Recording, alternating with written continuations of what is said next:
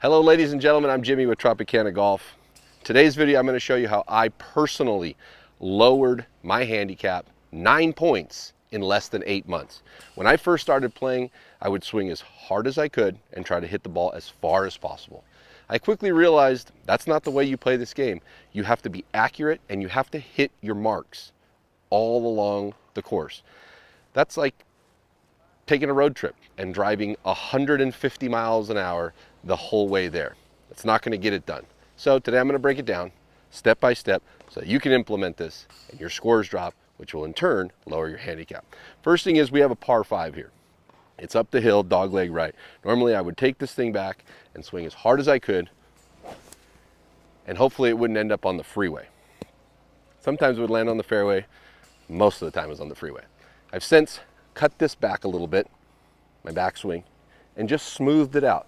I realized I just need to hit it out there and playable, okay? So let's tone it back from this to something about here. I feel it right here, and then I just turn back and hit a good shot. That's step number 1. Let's shorten it up, make it a little bit easier. It's in play. It's not a great shot, but it's in play. Step number 1. I'm going to show you how you can play below average and still play above average. So let's get it on here. We have an entire crew working behind me. I love it. Let's go. So as you can see, I didn't hit a great shot, and you don't have to hit great shots in order to play good golf. You have to play shots that stay in bounds, number 1, that's most important. And number 2, shots that go forward. You can't have shots that go left, that go right, that go 8 yards. You have to keep it moving forward towards the target. That is your most important. Now, I don't hit great shots every single time, but I do know this. I keep it in bounds and on grass. Now this shot in particular is a perfect way to start. So you don't think, oh man, this is another guy that hits perfect shots every single time. Yeah, it's easy to play golf when you hit perfect shots. This is a bad shot. But guess what? I'm going to make the best of it. I'm not going to hit any hero shots. This entire thing is called taking your medicine. Look where I'm at. You see that ball? Do you see the flag way up there? Now, here's the perfect example.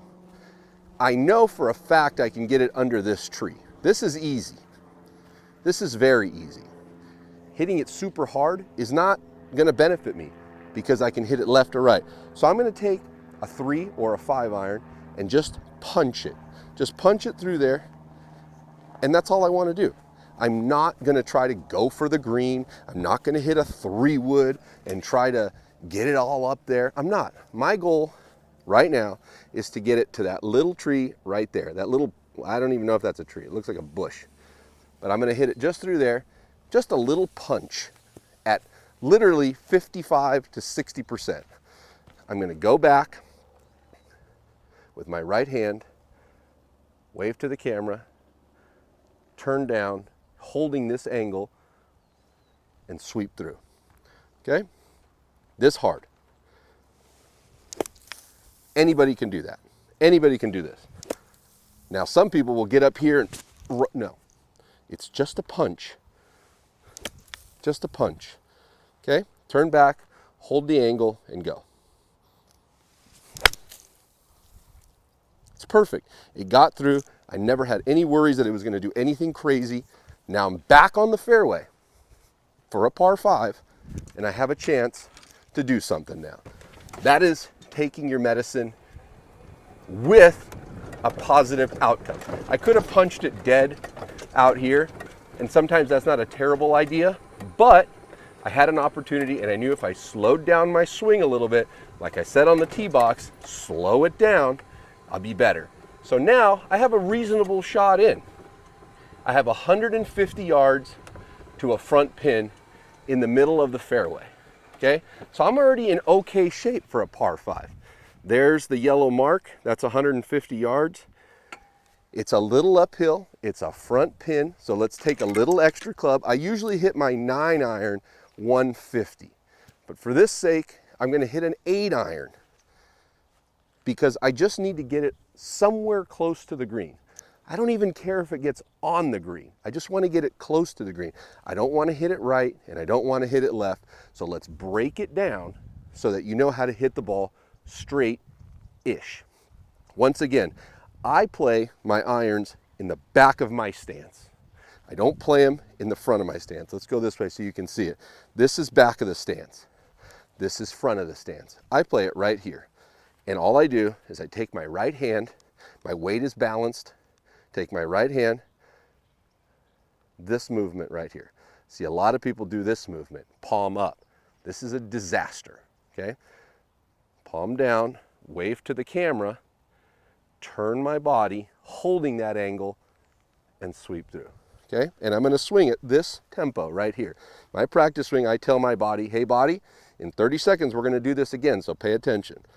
I turn back, and I turn forward with this right hand facing the ground, palm down, okay?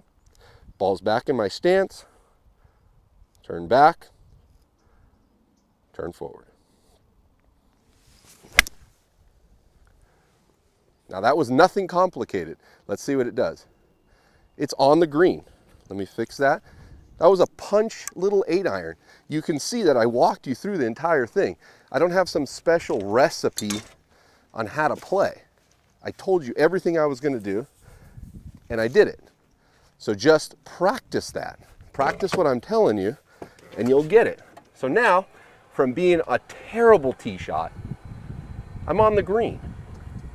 I'm on the green with a birdie putt because I played conservative and I played smart. Normally, first of all, my drive would have probably been out because I would have tried to roast it.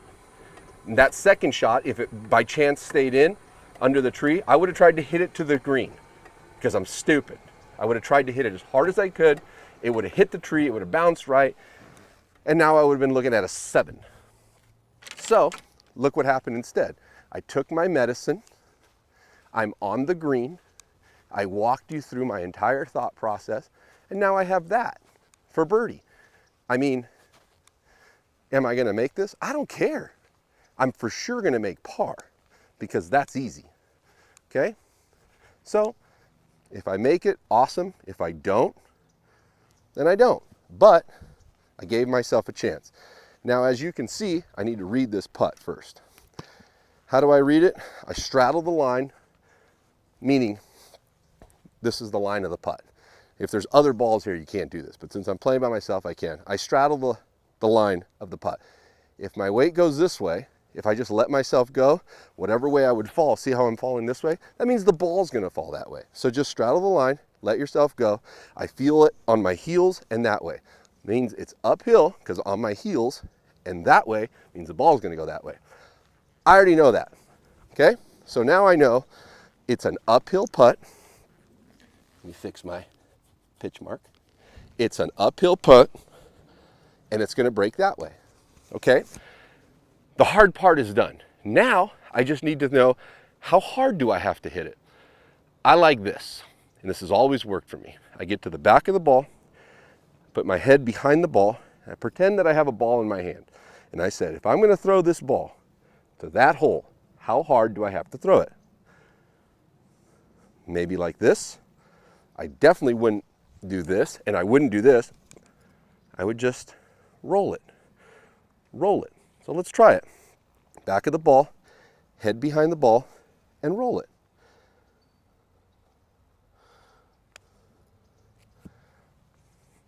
Guess what?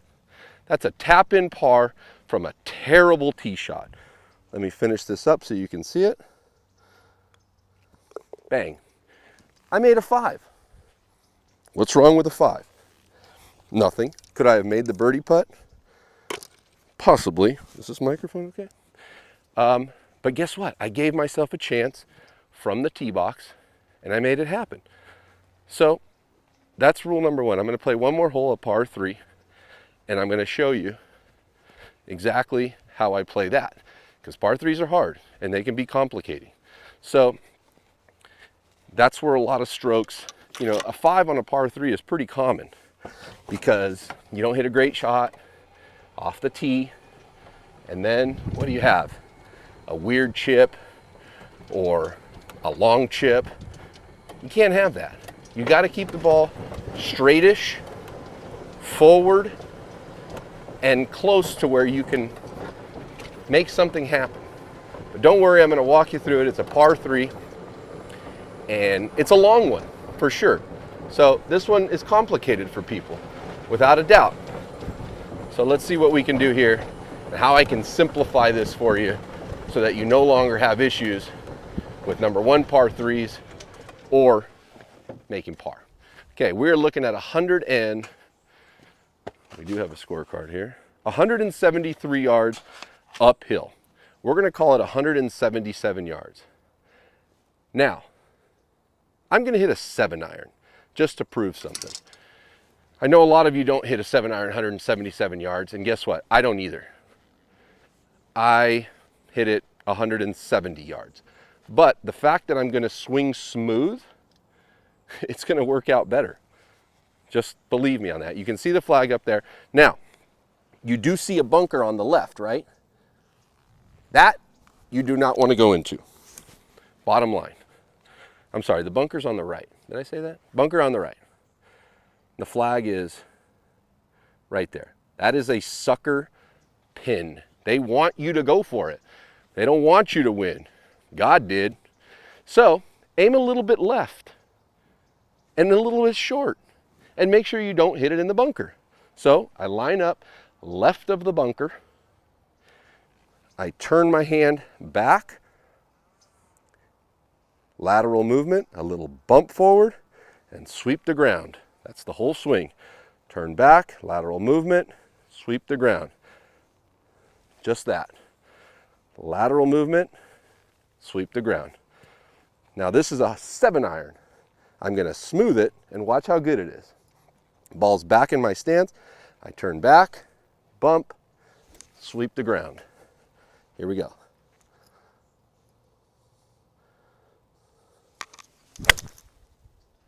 That was very smooth and very good. And guess what? I'm just off the green, but I didn't mess with the bunker. I respected it. I respected the pin, and I gave myself a chance now to make a 3. And if I make a bogey, it's okay, but I have a chance now at par. I could have hit a 5-iron, which is what I probably needed to hit, but I can't control it as much. A 5-iron 173 is pretty typical, right? But things get a little bit trickier when the clubs get a little bit higher. So I just decided to play smart. I walked you through my swing thought. I walked you through my thought process. Now I have a wedge in my hand where I can chip it, which I'm confident with. I know I can chip it close, and then I just got to make a putt, and I make a par. And if I make a bogey, well, hey, I made a bogey, but I didn't make a double bogey or triple bogey and hit it left and hit it right, because you see on this hole, there's trouble everywhere, all kinds of trouble, and that is bad. So I took it, I played the smart play. I'm 5-6 yards short of the green, but that's okay. That is just fine. I have plenty of green to work with. I bypassed this entire thing. Now I can just hit a little wedge, chip it up, and I'm good. So let's run it. Right there. I take my 69-degree wedge because that's what I play and that's what I'm comfortable with. And if you don't, that's your prerogative. But whatever you're comfortable with, I play it back in my stance, turn back, and hit the back of the ball. Just a little chip shot.